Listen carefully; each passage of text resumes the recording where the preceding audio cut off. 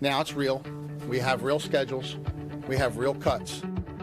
At issue this Sunday morning, SEPTA's funding crisis. If lawmakers don't break a budget stalemate and come up with the money the transit system says it needs, steep service cuts will go into effect. NBC10 at Issue starts now. I'm Lauren Mayk. Welcome to NBC10 at Issue. Commuters who use SEPTA could face major disruptions to their daily routines. Many may need to find a new way to get to work or school. The transit agency's plan to address its budget deficit would include eliminating 32 bus routes. Metro lines would become less frequent, and there would be no special express for sporting events. Even if your bus line isn't being eliminated, it may run less frequently, and where and when you catch it and where it drops you off could be changing. Regional rail trains will also run less often. Time to find a solution is running out. Take a look. The deadline to secure funding is Thursday, August 14th. SEPTA is hoping state lawmakers will approve the money that it says it needs, but Pennsylvania's state budget is more than a month late, with transit funding one of the big outstanding questions. If that money does not come through, those widespread cuts that we've been telling you about would begin on August 24th. Riders we spoke with are trying to figure out their options. The only options are really just going back to commuting on 76 and driving all the way in and dealing with that traffic, and it's only going to get worse, especially like the other lines shutting down and stuff like that. And of course, this is top of mind for parents. Philadelphia schools head back the day after those cuts are set to happen. The district says they are urging families to plan ahead. Right after SEPTA announced the details of the deadline for cuts amid a budget stalemate in Harrisburg, I sat down one-on-one this week with SEPTA's general manager, Scott Sauer. Scott, thank you for taking some time. Sure. I know it's been really busy. As we're sitting here, you have just announced more details about what these new schedules, reduced schedules, are going to look like. Are these going into effect? Yes, they are. They are going into effect absent a funding resolution. But do you believe that funding resolution is coming at this point? I say, and maybe I'm trying to speak it into existence, but I always tell people I'm still optimistic. There's still time. Today we talked about what our kind of point of no return is, and being August 14th is kind of that moment in time where it would take us too long to reverse it, at least for that first week. So when people say, is this really happening? My answer has to be yes, because I don't know otherwise at this point, and I couldn't know otherwise, at least at this moment in time. These are going into effect, these new schedules, these reductions, route cuts, these are all going into effect right as school is starting, the day before school starts. Did you choose that day on purpose? No, I mean, yes and no. I mean, we change our schedules the same time of year every year. Our fall schedule, as we call it, goes into effect the day before school starts. That's Sunday. And so this is the same schedule of schedule changes that we would do in any other year. The same time you would usually be changing your schedules. Same time we would do it, and we change it to be in lockstep with the start of the school session. I've looked at those changes that affect schools. I know you've got something on your website and you go school by school, and the impacts are significant. What have your conversations been with the school district about those? Yeah, I mean, as you can imagine, the school district is very concerned. Parents are concerned.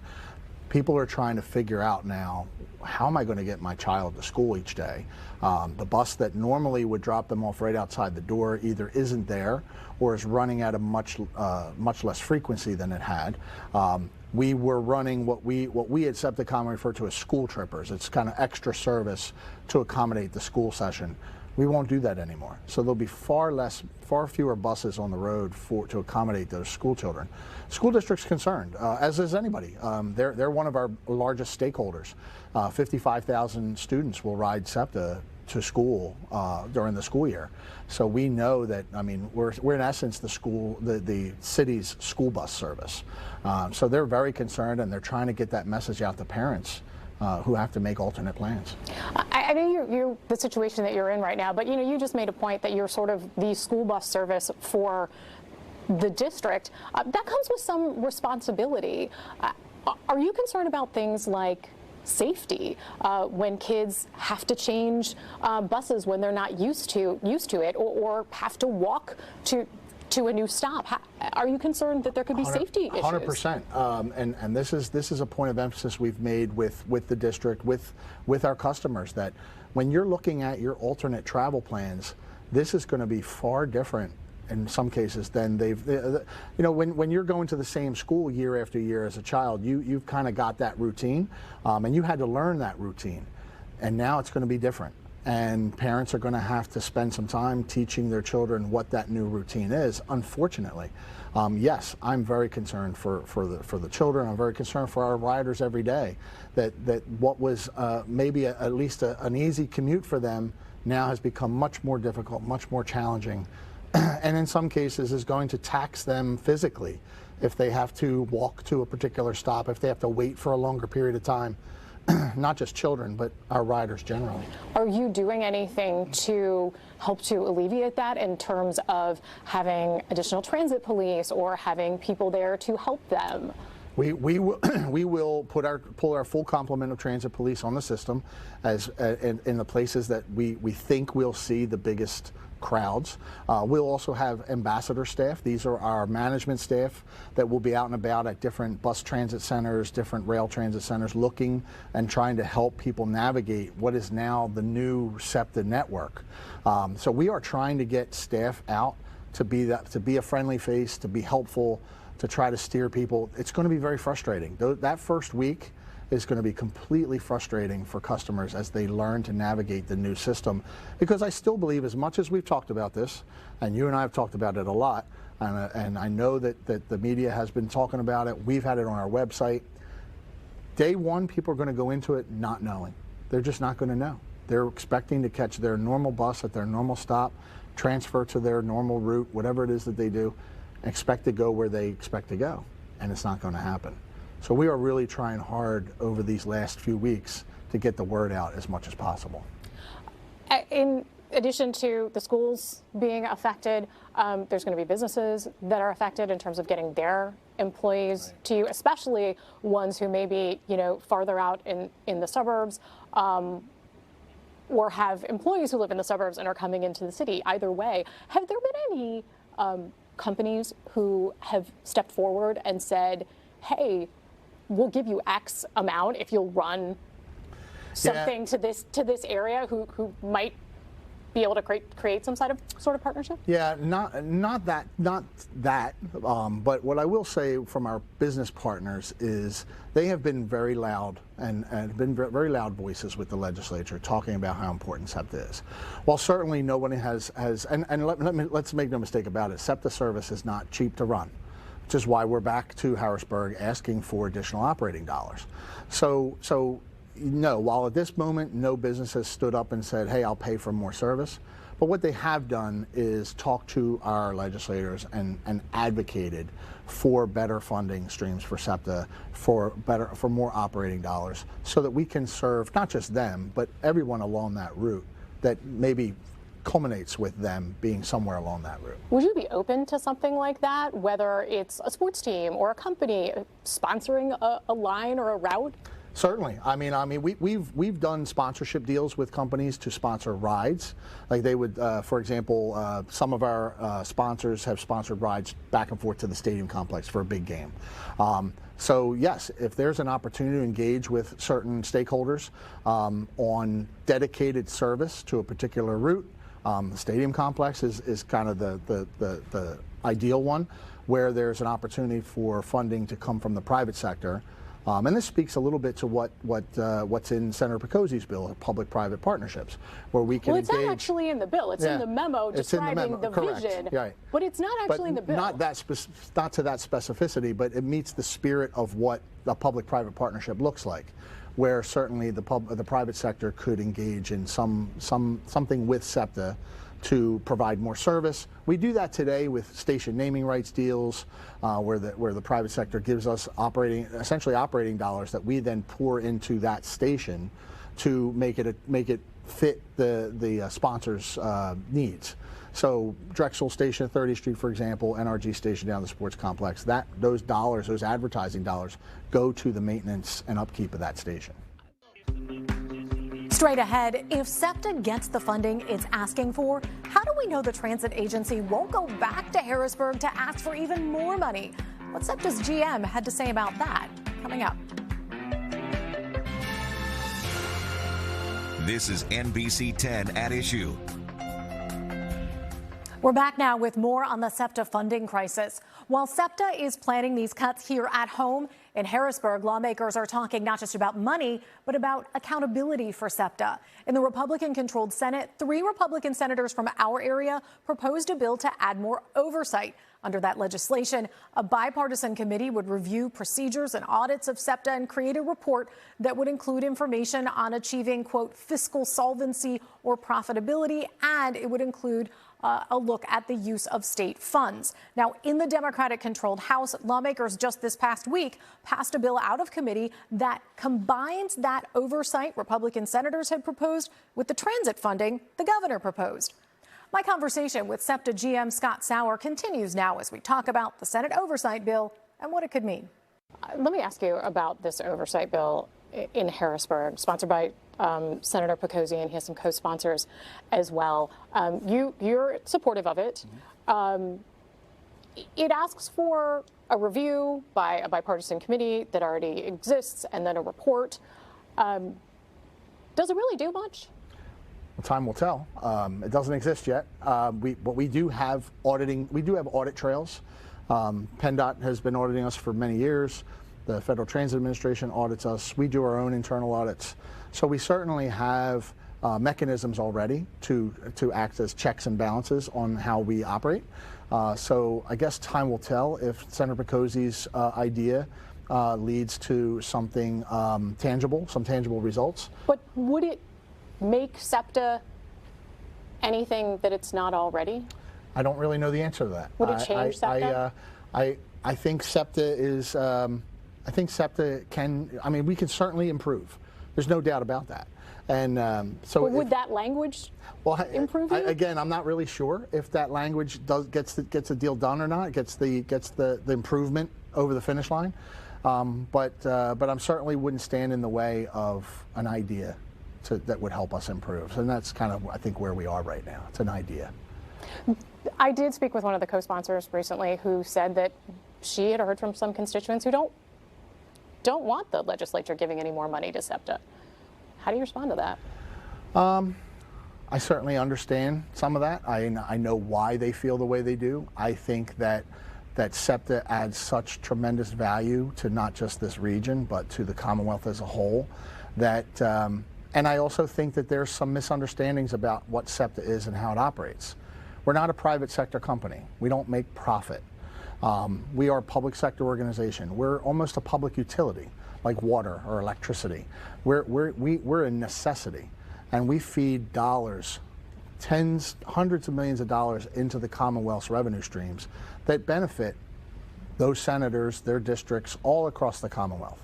So while I understand their apprehension to maybe send more dollars, and they talk about SEPTA all the time, and I understand we're the big dog, so we kind of get all the attention. But that doesn't just feed SEPTA, it feeds the entire Commonwealth's transit system. And there are seniors and people with disabilities who count a great deal on those systems in their counties. So yes, I understand their trepidation, but I would argue that SEPTA is already very efficient, we're safer, we're cleaner, and we're moving in the right direction. The way that the governor's proposal is set out, it essentially gives a larger percentage of money to SEPTA. So it's done in a way that it would continue to give you more money. But can you guarantee people that if you get the money you're looking for this year, that SEPTA won't be back in Harrisburg asking for more next year or the next year or the next year? If we get the funding that we are counting on that the governor has proposed, yes, I can guarantee I won't be back next year. What about the next year? Or the year after. But I can't guarantee that SEPTA won't ever be back, because our costs grow just like everyone else's costs grow. And if the sales tax and the dollars that we get from this solution don't match that growth, then eventually we'll be faced with a problem again in the future. And for those who say, well, SEPTA's always got their hand out every few years, and that may be true certainly in recent memory, but prior to 2022, we had a solution, Act 89, And that was a 10-year solution that we made last 12 years. And that's with 5 years of pandemic in the middle of it.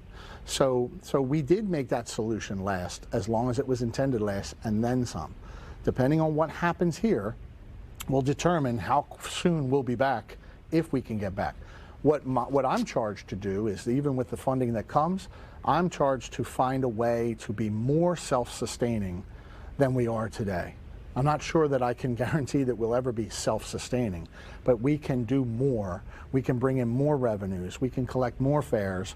We can make the service more efficient than we are today. And that will improve our position so that whenever we have to return to the legislature, we'll have a really good story to tell. You can see my full interview with SEPTA General Manager Scott Sauer on the latest episode of my Battleground Politics podcast. It's available at NBC10.com, our NBC Philadelphia YouTube channel, or you can listen to it wherever you get your podcasts. The SEPTA cuts could impact you even if you don't use public transit. A business professor tells us how the funding crisis could affect the local economy. Straight ahead. This is NBC 10 at Issue.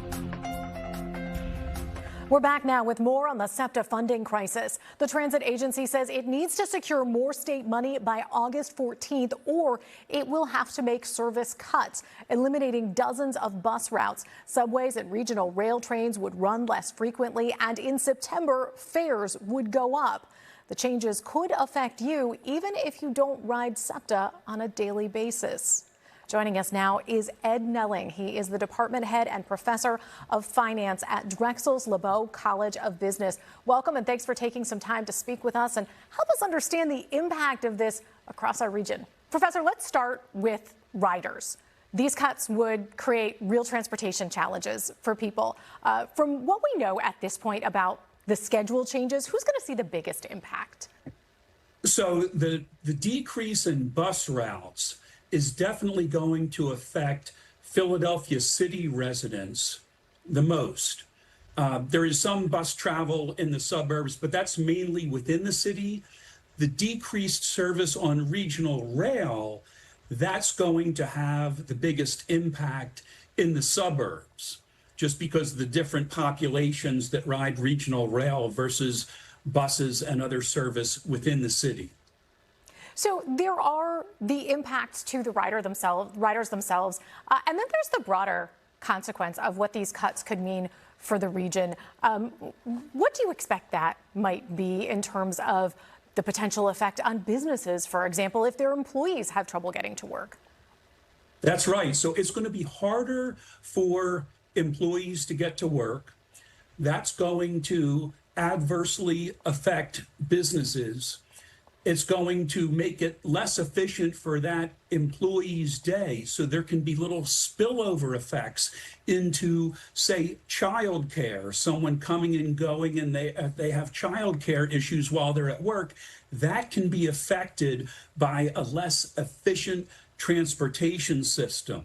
The other thing is that this is going to disproportionately impact lower income households. So it's going to widen the income inequality effects, because higher income households, it's easier for them to find an alternative. If they need to occasionally pay up and take an Uber, or they just say, we'll drive in. Lower income households, they may not have two cars. They may not even have one car. So there's going to be a bigger impact there. And so then reduced business activity means reduced tax income for Philadelphia.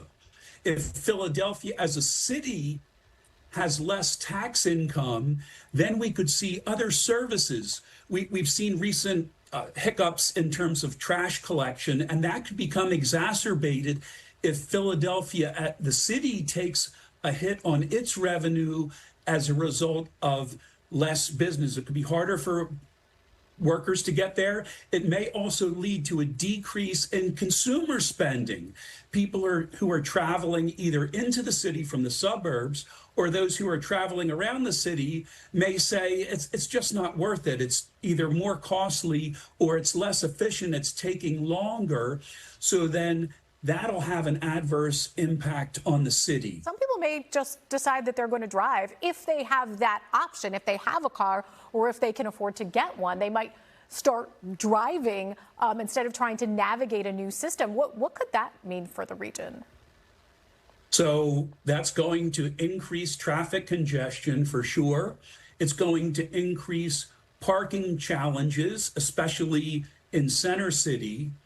Then the other effect of that, so there's an environmental impact of additional emissions if there's more automotive traffic. You will also have greater safety concerns.